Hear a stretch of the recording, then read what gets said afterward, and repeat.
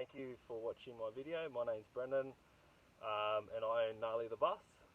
So in this video, I just wanted to be honest why I haven't been posting videos, I suppose, of travelling and stuff like that. And just give you a 1 year, just my full experience of what I've experienced in the bus for a year. So number one was to get to this stage was really challenging because you first have to let go of what others' opinions of what you should be doing. So when I first said I wanted to buy a motorhome, I didn't have the confidence from within because I listened to other people's expectations of what I should be doing. So a big one for me, my advice is just to let go of what other people's opinions and follow your gut. When you actually do this, you actually you find happiness, I believe. And no matter what you do, people are always going to have opinions. The key is to be happy with from within. So that was a challenge in itself, and a big shout out to my good friend Anthony. He really helped me. He's a lifestyle coach driven by vision, and he was awesome. Like, he really helped me, to get to this stage. So yeah, just be around people that embrace what support you, and it really helps. If you don't have that, support yourself. Not first and foremost, always support yourself. That's the biggest journey I've had with owning a van. So number two would be to find a van, and that is a hard journey in itself. So for me, I went for a Toyota Coaster 1HZ because they're known to be very reliable. Expensive if they do break down, but very reliable. Key points with them is rust generally, so you gotta watch out for rust. I stayed away from all the other ones because generally they have higher kilometers, and yeah, you can run into problems. So I mean, sprinters are good, but yeah, like if you don't go on highway driving, well, the person hasn't gone highway driving to them, the DPF can get clogged, and it costs a lot of money. So yeah, I would stick with Toyota Hiaces or Coasters, but they are sought after. So it took me a long time to get Gnarly, and I probably looked for like a year, I would say, to find Gnarly. And how I found him was I just went off my gut. When I actually saw him, it felt right. The owner was really cool as well, good vibes, and it just felt right, so I just went with it. So that's my advice. And I went through periods where I was like, what am I doing, Am I going to actually buy a bus? And then I got all caught up in the moment. But everything happens for a reason. Follow your gut. Just let go. That's my advice for that. Yeah, some of the challenges I've gone through. First time I got the bus, basically, it was a bit surreal, and I had a lot of anxiety with that because I left my job of 10 years.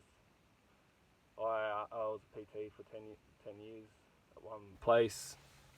I left my job, and because of COVID and stuff as well was a contributing factor, but yeah, I left that and then put all my money pretty much into this dream. So I had a lot of anxiety when I actually had my dream. I had my bus. It was confronting, so I had to deal with that. My advice to that is just let go of it. Obviously, I have insurance too, but just let go of that. You're not in control of all situations. We try and control situations, but just let go is probably my advice. It does get easier. What else? So the first trip I went on, yeah, it was pretty confronting. I had to deal with a lot of my emotions from within that I didn't even know about. I've hidden these subconsciously, and being alone, yeah, just around nature, vulnerable. I've lived on my own before, but like in a bus, van life is a lot different because you're not fitting in with society. You're around nature, you got a lot more spare time. So it was like, excuse the French, it was really confronting. I don't get depressed, but I was first week I was like, whoa, like got hit with it. So if you do get that, it's good because you get to deal with all these things and come aware of it, and then you just come so much more happier. So that was a good thing of that. I've also created some workouts. So a big part of my life is fitness. So I've created some strength training workouts tailored for people that, or for everyone, but basically people that want to put some muscle mass on while on the road or at home with no very limited gym equipment, which is cool. So check those videos out on my page, on my YouTube channel. Yeah, some of the other things I've gone through, like the first trip, I was parked on an angle like this on a hill. So if you own a Toyota Coaster with a shower, don't park on an angle like that. I went to go to the toilet at 3 in the morning and put my foot straight through the shower. It was just a plastic base. Yeah, and it was like, the showers in these things are pretty expensive, so I was a bit freaked out, to tell you the truth. But it was good. I fixed it, so yeah, it was sweet. And then the second trip I went, there's a roof vent just up here. It started leaking on me in the morning. It just got covered. Like, it's raining today, I just got covered. And then I fixed it, obviously, but that was stressful. I think it's part of van life. People kind of like, I thought, like, when you get a van, it's just gonna, you prepare for the worst and all the stuff works out. It doesn't. Like, there'll be things, it's life, things will go wrong. Nothing's perfect, and it's alright. You just gotta let go of it and then just fix that problem when it comes by. That's what I've been trying to deal with. Anyways, easier said than done. I'd say the best thing of owning the bus is I'm more in control with, like, my life, and it gives me more freedom to do the things I love, like surfing. I love surfing. It's a passion. I love nature, bushwalks, and I love not being tied down. So that is a definite positive of van life. And also you got more freedom. So, like, say I was working up the road and things weren't working out with the boss, sometimes that happens. It's just not working out. If I had a mortgage or I had rent, I'd be stressed, and I'd have to be like I've got to stay here and I've got to work it out. Whereas if I'm just in my bus traveling, I can say, all right, I'm going and I'm not tied down. It's a big one for me because it puts you in a perspective of power. So instead of saying, oh, I'm desperate, like needing this, or you're coming from a place of, I want to work here. I want to do this. And I've found in my whole life, I've never had that. I've always come from a place of scarcity and fear. But when I do that, it works out a lot better. So that's one good thing about van life. Is that just adjust the camera. The worst part is, like, I suppose parking is hard in a Toyota Coaster. Like, it's not like, one thing I would say, if you're gonna buy a Toyota Coaster, be prepared that it's hard to park it in places. It's not like you can just park in a normal space, that is challenging. I'd say also, like, being uncomfortable is at times it can be. And also, like, your things, so like my bed, if I ever, like, I do wash the sheets and stuff, and just to make a bed takes me an hour because you're confined, like, in a space. It's hard. It's a lot harder like that. Cooking takes longer. I don't even like cooking in the bus, to be honest. I like cooking outside. So yeah, showering, like, even a shower, I thought, like, showering, like, it's gonna be like a house shower.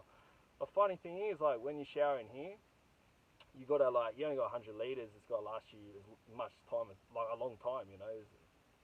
It's not much. So the power in the shower is actually, like, it's not that good. It's not as good as a normal shower. So what you gotta do is you gotta lather up, and then just spray as minimal water as you can. So it's kind of quick. It's hard because you don't have the luxury. Like, it's just little things. It's uncomfortable. I'll probably say that's the biggest adjustment, and just having so much time on your hands, and dealing with your inner thoughts. That's probably the most hardest bit I've found. And also the concept that there's so much money into your motorhome and yeah, being vulnerable, that's kind of hard. I also like to share that like through lockdown, it's been the reason why I haven't posted videos is because of that. And I've been going through some stuff like dealing with some stuff as well, just with the bus and all that. But yeah, so I'm actually in my videos. I always want to keep it real with you guys. So it's embarrassing, but I'm actually been parked out the front of my parents' house as well, just in lockdown because I can't travel. Um, yeah, and like I don't know, like it's just been a real journey like that, you know. To say you're gonna do van life, everyone's kind of like, well, why don't you bought the bus? Why don't you travel? And it's like, well, I've learnt that when things are right and when you gotta trust your gut, when things are right, it will happen, and I have full confidence in that. So I'm pretty keen, like when restrictions ease for December, I think it is, for vaccinated and unvaccinated, I'm gonna hit the road and I'm gonna share my videos, and my videos are to help other people.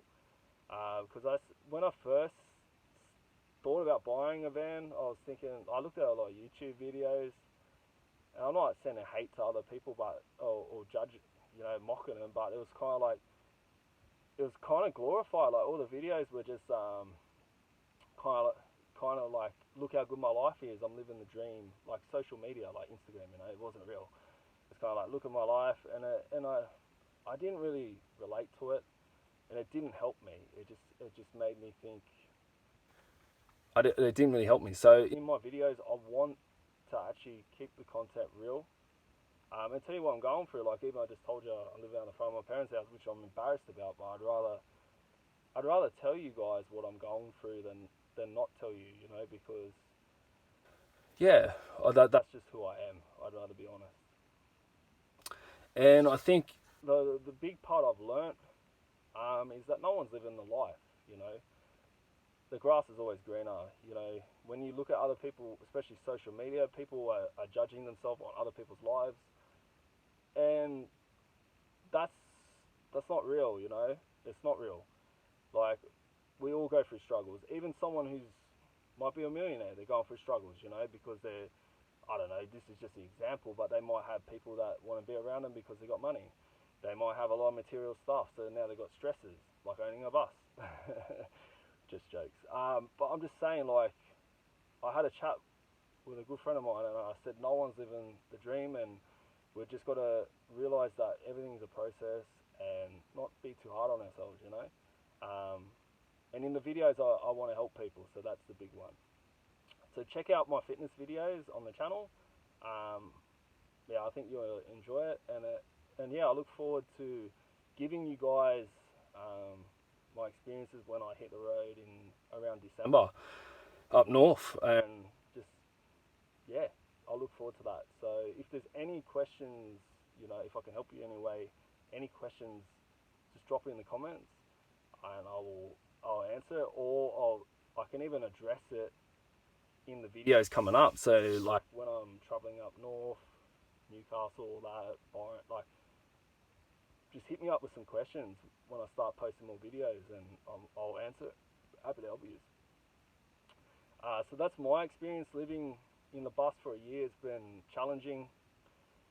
It's been embarrassing at times, and it's been confronting. But it's been the best experience of my life.